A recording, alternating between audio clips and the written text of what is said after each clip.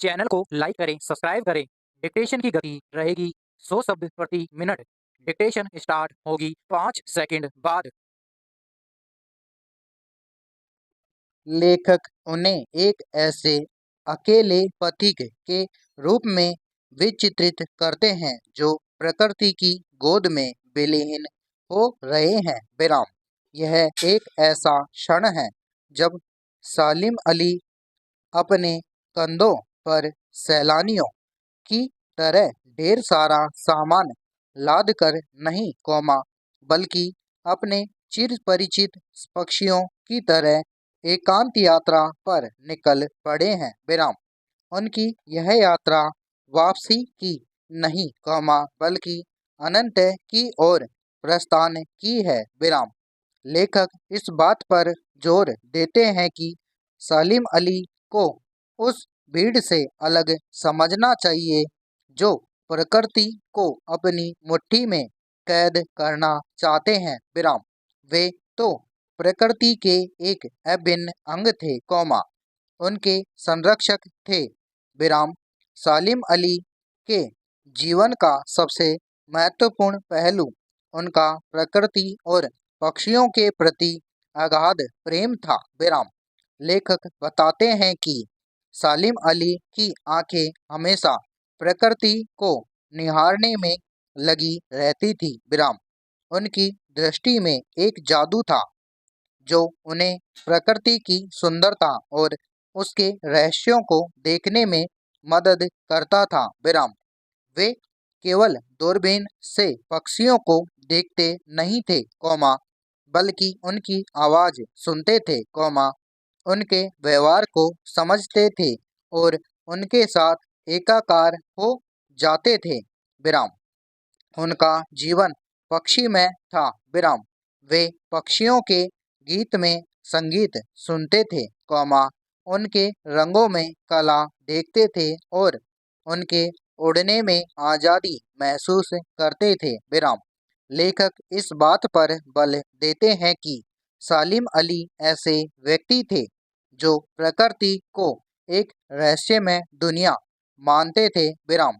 वे उसे अपनी शर्तों पर समझना चाहते थे न कि उसे अपनी इच्छाओं के अनुसार डालना चाहते थे। विराम। उनका मानना था कि प्रकृति में हर छोटी से छोटी चीज का अपना महत्व है और उसे समझना ही सच्चा ज्ञान है। विराम। वे प्रकृति के लिए एक अजीब सी बेचैनी महसूस करते थे एक ऐसी बेचैनी जो उन्हें हमेशा नए स्थानों की खोज करने और नए पक्षियों के बारे में जानने के लिए प्रेरित करती थी। विराम। संस्मरण में सलीम अली के व्यक्तित्व के कई पहलुओं को उजागर किया गया है। विराम। वे एक साधारण जीवन जीने वाले व्यक्ति थे लेकिन उनका काम असाधारण था। विराम।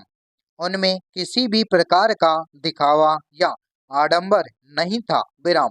वे अपने काम के प्रति पूरी तरह से समर्पित थे और इसी समर्पण ने उन्हें एक महान पक्षी विज्ञानी बनाया। विराम।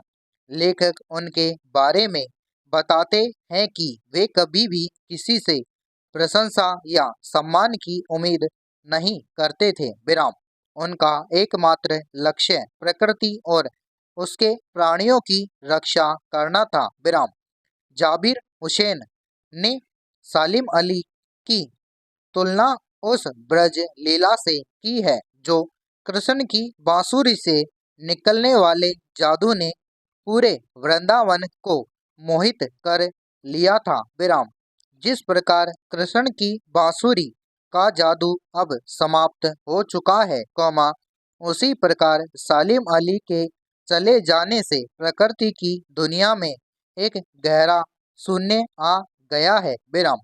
उनकी अनुपस्थिति से ऐसा लगता है मानो पक्षियों का संगीत थम गया हो और प्रकृति का सौंदर्य फीका पड़ गया हो। विराम।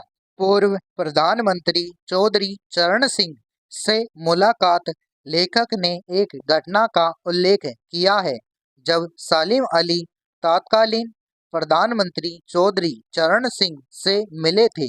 विराम। सालिम अली ने उन्हें केरल की साइलेंट वैली को रेगिस्तानी हवाओं से बचाने का अनुरोध किया था। विराम।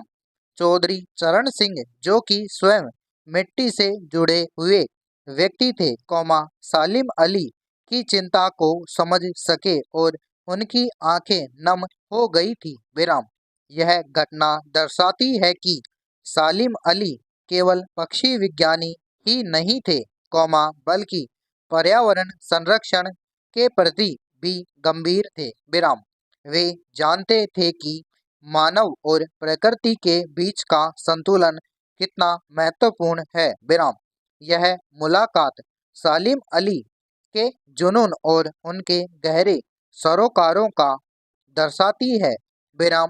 वे सिर्फ पक्षियों को गिनने वाले या उनके बारे में लिखने वाले व्यक्ति नहीं थे, बल्कि एक ऐसे दूरदर्शी थे जो पारिस्थितिकी संतुलन के महत्व को समझते थे। विराम। संस्मरण में लेखक ने प्रसिद्ध अंग्रेज कवि D.H. लॉरेंस का भी उल्लेख किया है। विराम। लॉरेंस की मृत्यु के बाद उनकी पत्नी फ्रीडा से किसी ने उनके बारे में लिखने को कहा था। विराम।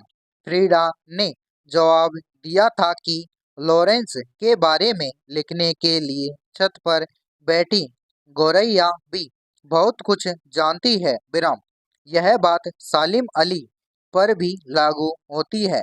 विराम। उनकी प्रकृति के साथ इतनी गहरी आत्मीयता थी कि उनके बारे में पक्षी भी बहुत कुछ बता सकते हैं। विराम। वे केवल पक्षियों के जानकार ही नहीं थे, बल्कि उनके दोस्त थे, उनके साथी थे। विराम।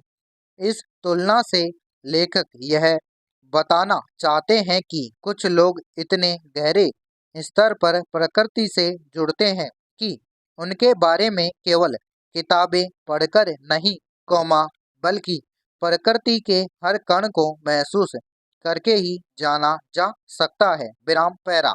संस्मरण का शीर्षक सांवले सपनों की याद स्वयं में बहुत कुछ कहता है। विराम। सांवले सपने उन सपनों की ओर इशारा करते हैं जो गहरे, रहस्यमय और अनसुलझे होते हैं, ठीक वैसे ही जैसे सालिम अली का जीवन और प्रकृति के प्रति उनका प्रेम था। विराम। उनकी मृत्यु के साथ ही वे सारे सपने, वे सारी कल्पनाएं और वे सारी खोजें भी मानो थम सी गई हैं। विराम। यह संस्मरण एक भावनात्मक विदाई है, एक ऐसा विलाप है जो एक महान आत्मा के चले जाने पर उठता है। विराम।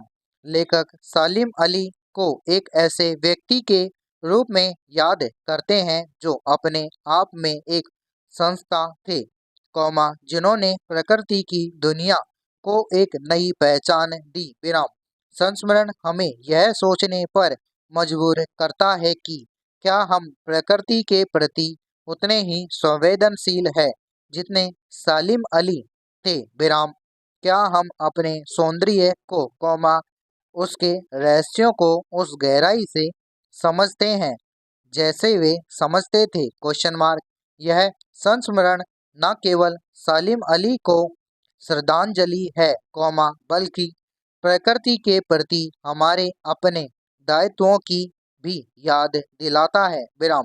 जाबिर हुसैन ने इस संस्मरण में एक आत्मकथात्मक शैली का प्रयोग किया है, जहां वे सालिम अली के जीवन को अपने व्यक्तिगत अनुभवों और भावनाओं के माध्यम से प्रस्तुत करते हैं। विराम। उनकी भाषा अत्यंत मार्मिक, काव्यात्मक और भावनात्मक है। विराम। वे शब्दों के माध्यम से सालिम अली की एक छवि प्रस्तुत करते हैं जो पाठक के मन में बस जाती है। विराम। यह संस्मरण केवल एक जीवनी नहीं है, बल्कि एक कलात्मक अभिव्यक्ति है जो प्रकृति और मानव के बीच के गहरे संबंध को उजागर करती है। विराम समाप्त।